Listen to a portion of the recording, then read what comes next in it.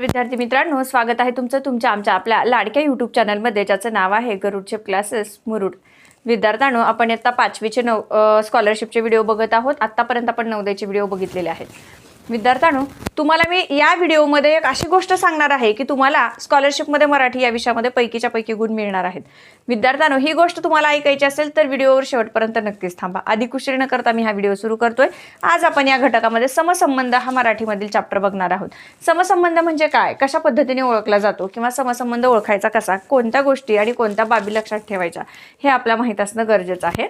विद्यार्थ्यांनो, खूप वेळा काय होतं की आपल्याला अवांतर वाचन नसल्या कारणामुळे हे प्रश्न सुटत नाहीत. यासाठी तुम्हाला नक्कीच अवांतर वाचनाची गरज आहे, भरपूर पुस्तकं वाचण्याची गरज आहे, माहिती मिळवण्याची गरज आहे, जनरल नॉलेज वाचण्याची ऐकण्याची गरज आहे. विद्यार्थ्यांनो, आता या समसंबंधामध्ये काय सांगितलेलं आहे बघूयात आपण. काय असतं की काहीतरी जो शब्द दिलेला असतो त्याच्यामध्ये 4 शब्द दिलेले असतात आणि 2 गट असतात. 2-2 शब्दाचे 2 गट असतात. त्याच्यामध्ये 3 शब्द आपल्या माहितीच्या आधारे दिलेले असतात. 1 शब्द त्या माहितीवरून आपल्याला शोधायचा असतो. तर हा कसा शोधायचा किंवा कुठला संबंध आहे, कुठली माहिती आहे, याच्यामध्ये कधी त्या दिलेल्या शब्दाचा रंग, रूप, आकार, चव, किंमत अशा काही गोष्टींचा वर्णन केलेलं असतं आणि या वर्णनावरून आपल्याला काय करायचं असतं तर ते शोधायचं असतं. बघूयात आता पहिलं प्रश्नामध्ये काय सांगितलेलं आहे ते. सुरुवातीचा जो प्रश्न आहे, मेन प्रश्न तुम्हाला अशा पद्धतीचा दिलेला असतो की पुढे दिलेल्या प्रत्येक प्रश्नात पहिल्या आणि दुसऱ्या पदामध्ये विशिष्ट संबंध आहे, तर असाच संबंध तिसऱ्या आणि चौथ्या पदामध्ये आहे, तर तो शोधून काढायचा आहे आणि प्रश्नचिन्हाच्या जागी कोणतं पद येतं हे आपल्याला शोधायचं आहे. खूप सोपं आहे हे समसंबंध प्रकरण आणि आपल्याला हे व्यवस्थितरित्या मार्क्स मिळवून देणारा आहे. त्याच्यामुळे व्हिडिओ स्किप न करता शेवटपर्यंत बघायचा आहे आणि तुम्ही जर हा व्हिडिओ बघितला तर 100% तुमच्या मराठीमधले मार्क्स फिक्स होणार आहेत.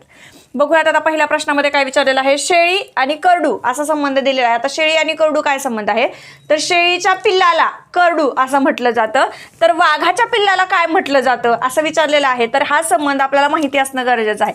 वाघाच्या पिल्लाला पिल्लू असं म्हटलं जात नाही, पाडस असंही म्हटलं जात नाही, तर त्याला बछडा असं म्हटलं जातं आणि बच्चाही म्हटलं जात नाही. तर याचा ऑप्शन असणार आहे पर्याय क्रमांक 3. तुम्हाला मी सांगते कशा पद्धतीने अभ्यास करायचा आहे ते, ठीक आहे. हे जर ट्रिक तुम्हाला ऐकायची असेल तर व्हिडिओच्या शेवटपर्यंत तुम्ही नक्कीच थांबा.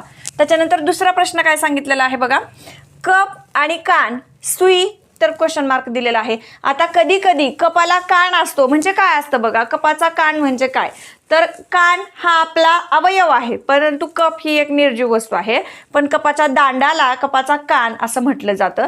तर तशाच वस्तूमध्ये सुई ही जी वस्तू आहे, तर या सुईला काय असतं तर डोळा असतो का सुईला, सुईला डोळा नसतो, सुईला तोंड नसतं. सुईला काय असतं मग, सुईला नाक असतं. नाक म्हणजे काय तर तिचं टोक असतं पुढचं, आहे की नाही, म्हणजे त्याला काय म्हटलं जातं, नाक. तर याचं सुद्धा ऑप्शन काय असणार आहे पर्याय क्रमांक 3 असणार आहे. तुम्हाला व्यवस्थितरित्या हे गोल करायचं आहे. त्याच्यानंतर तिसरा प्रश्न बघा. साडी, येवला, तर चादर. आता विद्यार्थ्यांनो, हे प्रत्येक प्रश्न हे वेगवेगळ्या क्षेत्रातून आलेले आहेत आणि वेगळे वेगळे असतात. त्याचा एका प्रश्नाचा दुसऱ्या प्रश्नाशी बिलकुल संबंध नसतो, ठीक आहे. आता बघा इकडे लक्ष द्या. साडी ही येवला इथे तयार होते किंवा येवला प्रसिद्ध आहे साडीसाठी, तिथं खूप स्वस्त साड्या मिळतात.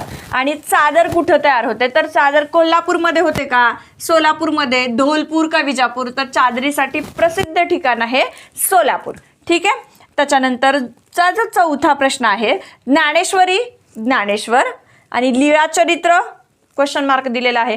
आता ज्ञानेश्वरी ही संत ज्ञानेश्वर महाराजांनी लिहिलेली आहे, हा ग्रंथ आहे आणि हा ज्ञानेश्वरांनी लिहिलेला आहे. तर लीळाचरित्र हा ग्रंथ कोणी लिहिलेला आहे तर हा ग्रंथ चक्रधर स्वामी यांनी लिहिलेला आहे आणि हा महानुभव पंथातील ग्रंथ आहे. विद्यार्थ्यांनो, तुमच्या माहितीस्तव सांगते आणि आपल्याला 5वीच्या नंतर महानुभव पंथातील एकतरी धडा 5वीला, 10वीला, 12वीला असा असतोच. आणि हे लीळाचरित्र हा ग्रंथ चक्रधर स्वामींनी लिहिलेला आहे आणि हा महानुभव पंथावर आधारित आहे, ठीक आहे. त्याच्यानंतर आता 5वा प्रश्न काय आहे बघा. रेडा, रेकणे, म्हणजे रेड्याच्या ओरडण्याला काय म्हटलं जातं, रेकणे म्हटलं जातं. तर मग हत्ती दिलेला आहे, हत्तीच्या ओरडण्याला काय म्हटलं जातं तर खिंकाळणे. कशाच्या संदर्भात आहे, गुरगुरणे, भुंकणे आणि चित्कारणे. तर विद्यार्थ्यांना तुम्हाला माहितीच आहे की हत्तीच्या ओरडण्याला चित्कारणे असं म्हटलेलं आहे. तुम्ही टीव्हीमध्ये किंवा सर्कसमध्ये किंवा एखाद्या प्राणी संग्रहालयामध्ये गेल्यानंतर हत्तीच्या ओरडण्याचा आवाज नक्कीच ऐकला असेल, ठीक आहे. त्याच्यानंतरचं बघूयात पुढचा प्रश्न काय आहे तो टेलिफोन. टेलिफोन दूरध्वनी. टेलिफोन म्हणजे काय तर दूरध्वनी. हां, त्याचा मराठी मिनिंग आहे. टेलिफोन हा इंग्रजी शब्द आहे आणि दूरध्वनी हा मराठी शब्द आहे. तर टीव्ही हा सुद्धा इंग्रजी शब्द आहे विद्यार्थ्यांनो. तर त्याचं मराठी म्हणजे बघा टीव्ही म्हणजेच टेलिव्हिजन आहे. ठीक आहे, टीव्ही म्हणजेच काय आहे टेलिव्हिजन आहे. आता आकाशवाणी आणि दूरवाणी हे फक्त श्राव्य माध्यमाची साधनं आहेत, फक्त आपण त्यांना ऐकू शकतो. दूरचित्रवाणी त्याचं खरं नाव आहे मराठीमधलं दूरचित्रवाणी. टीव्हीचं खरं नाव काय आहे दूरचित्रवाणी आणि टीव्हीचा लॉंग फॉर्म काय आहे तर टेलिव्हिजन असा आहे. ठीक आहे, त्याच्यानंतर पुढचा जो आहे नागपूर, संत्री, तर सासवड आणि क्वेश्चन मार्क दिलेला आहे. विद्यार्थ्यांनो, नागपूरची संत्री प्रसिद्ध आहे. आपल्याला सगळ्यांनाच माहिती आहे की नागपूरमध्ये संत्री जास्त प्रमाणामध्ये पिकते.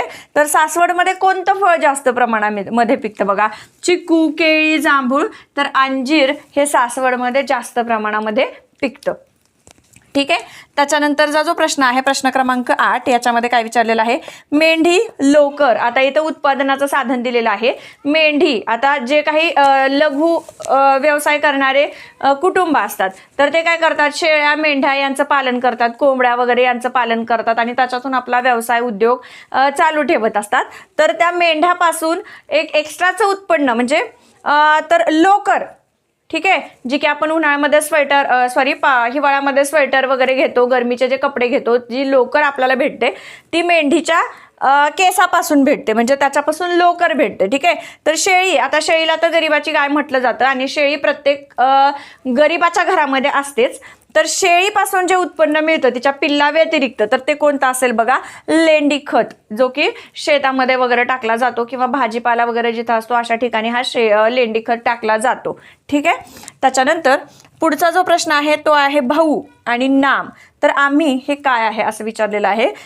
मराठी ग्रामरचा हा प्रश्न आहे, व्याकरणाचा प्रश्न आहे. भाऊ हे एक नाम आहे की नाही, नाम म्हणजे नाव आहे, परंतु आम्ही हे काय आहे विद्यार्थ्यांनो सर्वनाम आहे. नामाबद्दल विशेष माहिती वापरल्या जाणारा म्हणजे नामाबद्दल वापरला जाणारा तो शब्द आहे म्हणजेच काय आहे तो सर्वनाम आहे.